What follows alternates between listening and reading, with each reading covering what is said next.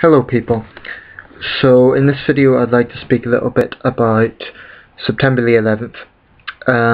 At the time of making this recording it's technically the 12th of September, but we can say it's the 11th of September 2012, the 11th anniversary of attacks on the Twin Towers and Washington and so on. 4,015 days since then.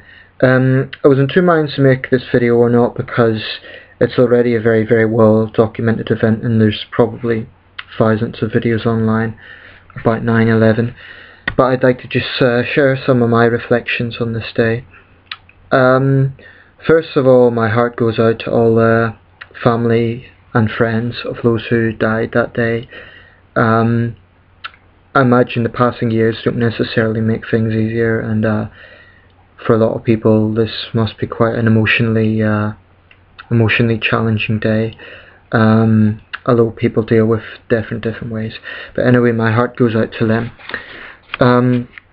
It's become a bit of a cliche to say I remember where I was on 9/11, but I will say a bit about that.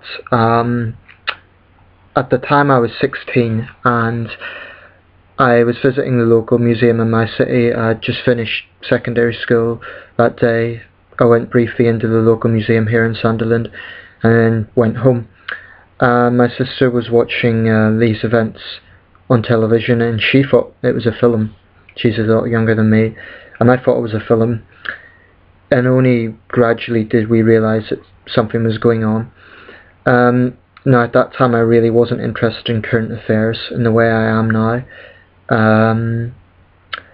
And if 9/11 stands out for me in any way, it would be that it opened my mind to the outside world in the sense of current affairs, in the sense of geopolitical events, how something happening 3,000 miles away could be of interest here. Now, people from 87 countries died on September the 11th, including 67 British people from all over the world. So really, it may have been an attack on the United States, but in many ways it was an attack on the world. And the reason I say that is because of the nature of its target. New York City is a major cosmopolitan city. Hundreds of languages are spoken. It's home to just about every culture on earth. So attacking New York City, that specific decision to attack New York, it was an attack, I think, on the symbol of financial power, and the symbol of American might. But inadvertently it was also an attack on multiculturalism, an attack on diversity, an attack on the world. New York City is one of those cities, like London, like Paris, that really is a major hub of the world. So that's the first thing to note. Another thing I would say about September the 11th is it's one of only a handful of events that genuinely made me feel anxious about the state the world was in. Before that I really hadn't been really that aware of geopolitical events, not even domestic politics. I didn't particularly take a lot of interest. But with September the 11th, that really made me try and find out more about the world in which I live. And I do remember having a distinctive feeling of, I wouldn't say deep fear, but there was definitely plausible anxiety, even though I was 3,000 miles away here in Britain. I do remember a newspaper headline at the time saying, "Something terrible way beyond our control is about to happen to our world. Let's pray for some sanity." That headline really struck with me. Now, as it turned out, the events didn't materialise into World War III, which, depending what stance you take, they could have done, but I do remember that anxiety. The other two events where I remember that same feeling of anxiety about the way the world was heading was the lead up to the war in Iraq and the days surrounding the global financial crisis, the Great Recession in 2008, the collapse of the Lehman Brothers and so on. That did give me a feeling of deep anxiety, possibly even more so in fact than 9/11. But there's been bigger events since in terms of mortality. We can name any number of natural disasters, whether that be the Kashmir earthquake, the Indian Ocean tsunami, the Haiti earthquake, that have claimed many, many more lives than 9/11, that they could be multiplied many times over. But as a geopolitical event, 9/11 is a sort of event that really only happens once in a generation. And that's why the event is still very significant. Of course, America is a huge country. The United States of America is a huge country. So there would have been many Americans not directly impacted by the attacks. But I think nobody watching that day, even secondary sources, could ever forget some of the images that I should say secondary perspective, for example, watching on the news. I don't think anyone could ever forget some of those images, the dreadful images of the people falling from the buildings. I mean, what must have went through their minds at those moments to make that decision, or the terrible footage of the second plane crashing into I think it was the North Tower. But those are images that really become iconic. A bit like the tank man at Tiananmen Square, or the collapse of the Berlin Wall, or you can name any number of events, the moon landing. They're iconic images. And when the Twin Towers collapsed, the New York skyline certainly looked different. There was an emptiness. But basically, as a geopolitical event, we know what impact it had because it initiated the Bush Doctrine, the War on Terror, which I won't speak about too much in this video. I think much of that War on Terror was misguided. I think Guantanamo needs to close. But at the same time, it awakened the world to the threat from militant political Islamism. And we could say it was a terrorist attack, but it was an Islamist terrorist attack. I don't buy into the conspiracy theories about this. I just think there is very little, very hard evidence for those conspiracy theories. And the problem with conspiracy theories is, where do you draw the line? I mean, Jim Core of the Irish band The Corrs recently made the outlandish claim that the Haiti earthquake was caused by an American nuclear bomb planted under the Caribbean. Now that sort of thing that's where conspiracy theories really become insane. And where do you draw the line? Now, I've heard the endless conspiracy theories about it's an inside job and this sort of thing, and I'm not here to defend the American government per se.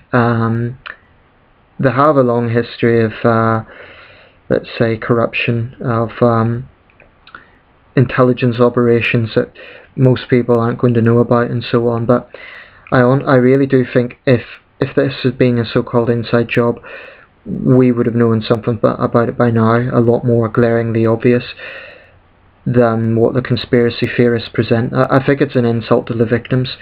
I mean, for one thing, the people making calls from the planes, if it was a so-called inside job, how do you explain those phone calls to relatives on the ground, whereby people were mentioning hijackers? So I really think the claim that it's an inside job is baseless.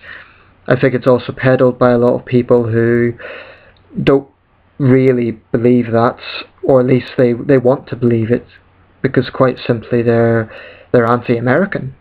They dislike the United States as a country, and they want to believe there's something deeper than this. Now, I'm not going to say that the official line is 100% accurate. I don't entirely know, but I'm just saying I don't believe the extent to what some conspiracy theorists claim. Until there's much stronger evidence, I think that's, for the time being, an insult to the victims. I would also say this about President Bush. I'm not a fan of President Bush, but in his defense, and I won't often say this, but in his defense, no world leader on September the 11th, 2001 would have wanted to be in President Bush's position. And his position was unique. in American history. Only Franklin Roosevelt had anything close, and with Roosevelt, the attack on Pearl Harbor, that wasn't the mainland United States, and it was a predominantly military target. So 9/11 was unique in that sense. No world leader would have envied George Bush's position at that moment. So when people are saying he could have done this better, he could have done that better, I don't think we should judge him too harshly on that particular day, because he was in an absolutely unique position. I mean, do we really know would we really have done much better if we were President of the United States? I think it's wrong to judge the man in that position. Now, it's fine to judge the Bush Doctrine, criticise the Bush Doctrine after that, but on that particular day, I don't think anybody would have envied his position as the president of a country that had just suffered the world's worst terrorist attack. And it's not like the minute the attacks occurred, he was vowing a crusade on the people responsible. No, the first comments from senior American politicians were responsible comments, I think, from both Rudy Giuliani and President Bush. And neither of those are politicians I particularly like, but on that day we have to give them the benefit of the doubt, because the pressure they were under was absolutely immense. And also it's worth noting that the so-called Islamic world, by which I mean predominantly Islamic countries in South Asia, the Middle East and so on, the vast majority of people reacted with horror, with sadness, and with compassion for the victims of those dreadful attacks. So I do agree that we should differentiate Muslim people from the attacks of 9/11. I'm sure there were many Muslims among the victims indeed. But the attacks were Islamist in nature. Al-Qaeda is an Islamist organisation, and to deny that is simply denying the facts. I remember after 9/11 there was widespread fear which city is going to be next, and every time there was a terrorist attack anywhere, the question was this Al-Qaeda? Bali, Madrid, Istanbul, you name it. Even there was fear around planes near tall buildings. I think everyone remembers the fear at that time. But I think 11 years on, there is differences. Osama bin Laden's dead. I think the threat from terrorism is less than the issues surrounding the economy, but I don't think anyone should ever be complacent. I think when it comes to terrorism, you need to get a balance. I've heard some people, critics of the Bush administration, saying there is no terrorist threat, we've nothing to fear. I disagree with that. There is a threat. There are Islamists who despise America and, given half a chance, will attack it. And that goes for any other so-called infidel country. So it's naive to say there's no threat. But at the same time, you have to be rational and not get to the point where every little thing, you cannot let everyday life be affected. And it goes for every country that's experienced a terrorist attack. Terrorists win when they bring a country to a standstill. And a great city like New York cannot be brought to a standstill, or London, or any other great city that's impacted by a terrorist attack. But with terrorism, you need to get a balance. It's naive to say there's no threat, because there are people whose hatred burns to such an extent that they will take those steps. And I'm not here to psychologize terrorists, but it's naive to say there's no threat, because there is. But at the same time, it's important not to exaggerate the threat and imply that every little thing is going to be some sort of jihadist plots. I mean, in many cases it could be an accident. Shortly after 9/11 there was that plane crash in Queens, dreadful plane crash. Now that just turned out to be a mechanical problem or something, so it's important to get that balance right. But on this 11th anniversary, my main message is condolences, heartfelt condolences to the victims, all the victims of September the 11th. Okay, thank you.